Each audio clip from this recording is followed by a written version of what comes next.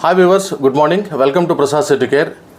ఈరోజు మనం పాలిసెట్ 2024 అంటే పాలిటెక్నిక్ కోర్సెస్ గురించి 3 years డిప్లొమా ఇన్ ఇంజనీరింగ్ దానికి సంబంధించిన వివరాలు, ఇక మన ఆంధ్రప్రదేశ్ స్టేట్లో ఆఫ్టర్ డివిజన్ ఎన్ని కాలేజీలు మనకు ఉన్నాయి, దాంట్లో ఉమెన్ కాలేజెస్ అన్ని, ఈ డీటెయిల్స్ అన్నీ కూడాను అంటే చాలామంది పేరెంట్స్ అండ్ మిత్రులు అడుగుతున్నారు.